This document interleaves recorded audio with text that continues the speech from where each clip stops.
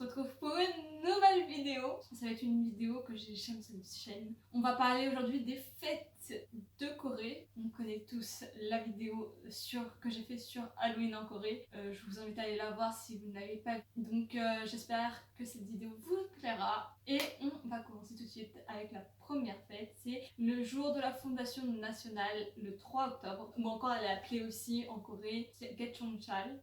C'est une des fêtes les plus importantes de Corée du Sud. Ce jour célèbre la fondation légendaire du premier royaume coréen, donc Gojoseong, par le roi Dongong en 2333 avant notre ère.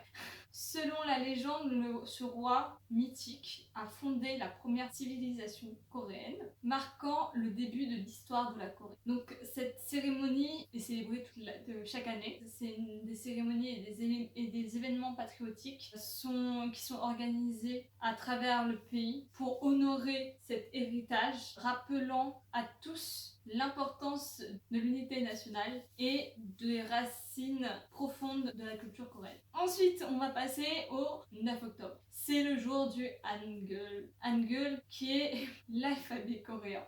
Cette fête honore l'invention de l'alphabet coréen, le Hangul, par le roi Sejong le Grand en 1443. Avant cette intense invention, l'alphabet coréen, les Coréens utilisaient les caractères chinois complexes, le hanja. Le hangul est considéré comme l'un des alphabets les plus logiques et faciles à apprendre au monde. C'est grâce à cet alphabet que la Corée a pu améliorer son taux d'alphabétisation et développer une culture littéraire riche. En ce jour, des festivals et des concours d'écriture et des expositions sont organisés pour promouvoir le célèbre cet héritage unique. Début octobre, il y a le festival des lanternes de Jeonju. Donc c'est l'un des événements les plus magnifiques. C'est le Jeju Namgang Yundong Festival. Ce festival commémore les héros coréens qui ont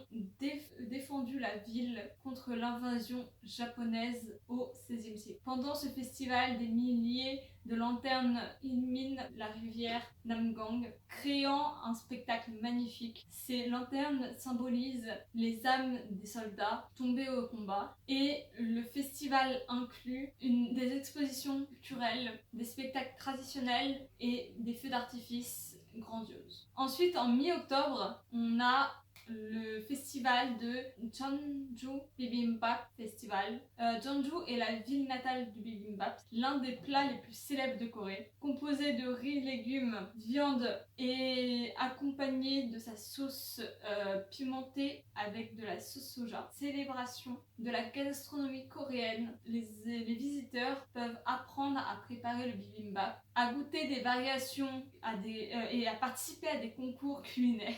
C'est une expérience incontournable pour les passionnés de cuisine. Et ensuite, la dernière fête que je vais vous annoncer, c'est en fin octobre, le festival des feux d'artifice de Séoul. Vers la fin du mois, le ciel de Séoul s'illumine du festival des feux d'artifice de Séoul. Cet événement spectaculaire rassemble plusieurs équipes internationales qui représentent des feux d'artifice synchronisés avec de la musique. C'est l'un des événements les plus attendus de l'année et attirant des milliers de spectateurs le long de la rivière Han. Une nuit magnifique où la lumière et les couleurs se mêlent pour offrir un spectacle inoubliable. En conclusion, qu'il s'agit de célébrer l'histoire, la langue, la culture culinaire, le mois de septembre en Corée du Sud